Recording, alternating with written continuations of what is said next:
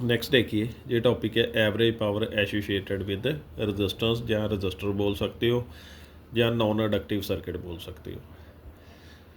अब देखिए, जिस सर्किट में रेजिस्टेंस अल्टरनेटिंग करंट के साथ लगा होता था उसमें दोनों ही सेम फेज में होते थे। वोल्टेज और करंट दोनों का फेज एंगल क्या होता था, सेम होता था। ईएमएफ का जे और करंट का भी सेम। ये अल्टरनेटिंग ईएमएफ और अल्टरनेटिंग करंट हो गया। पावर का फार्मूला वोल्टेज इंटू करंट, यानी कि ईएमएफ इंटू करंट है। ये वैल्यू दोनों पुट हो जाएगी, ये बन जाएगा। और दूसरा पावर का फार्मूला कौन सा यूज़ करेंगे, वर्क अपॉन टाइम।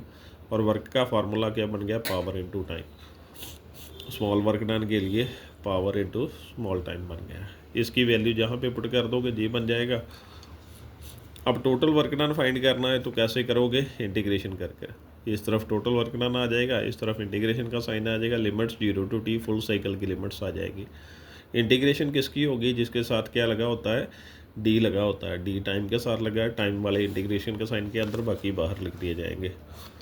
ये फॉर्मूला ट्रिग्नोमेट्री में पढ़ते हैं, 1 minus cos 2 theta 2 sine square theta. Sine square theta की वैल्यू 2 इस तरफ आ जाएगा, इस पर फॉर्मूला जे अप्लाई कर देंगे। थीटा की जगह क्या है, ओमेगा टी। जे अप्लाई हो गया, 1 माइनस कॉस 2 थीटा, यानी कि थीटा की जगह ओमेगा टी अपॉन 2। यही फार्मूला हमने अप्लाई कर दिया। 2 इंटीग्रेशन के साइन के बाहर लिख लिया जाएगा। डी टी को इसके साथ मल्टीप्लाई कर लो और इसके साथ मल्टीप्लाई कर लो। डी इस साइन के साथ कैंसिल हो जाएगा। टी नीचे वाली लिमिट नीचे, ऊपर वाली ऊपर। 0 to t लिमिट्स होंगी, कॉस हो चाहे साइन हो, वो क्या आ जाएगा, 0 इंटीग्रेशन आ जाएगी उसकी, इसलिए 0 लिख दिया। याद रख लो, इसकी इंटीग्रेशन क्या होगी, 0। तो ये 0 आ गया। अब ऊपर वाली लिमिट पुट कर दो, माइनस नीचे वाली, t माइनस 0, यानी कि t आ जाएगा, ये बन जाएगा।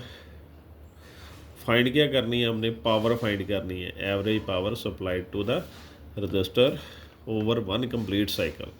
पावर का फार्मूला शुरू में आपको बताया, वर्क अपॉन टाइम। और वर्क की वैल्यू ये फाइंड की है हमने, ये डाल देंगे, E naught I naught upon 2t। और टाइम की वैल्यू नीचे जो है वही आ जाएगी सेम। टी के साथ टी कैंसिल हो जाएगा, इसे ऐसे लिख दो, 2 को √2 और √2। ये किसका फार्मूला था, root mean square value of alternating EMF, तो वो लिख दिया इसका फार्मूला। ये भी same, root mean square value of alternating current, ये लिख दिया। ई नोट क्या होता है, मैक्सिमम करंट भी, ई नोट क्या है, मैक्सिमम ईएमएफ, और आई नोट क्या है, मैक्सिमम करंट है, या पीक वैल्यू भी बोल सकते हो इनकी। अगर ईएमएफ होगा तो ईएमएफ की, करंट होगा तो करंट की। ये एवरेज पावर आ गई।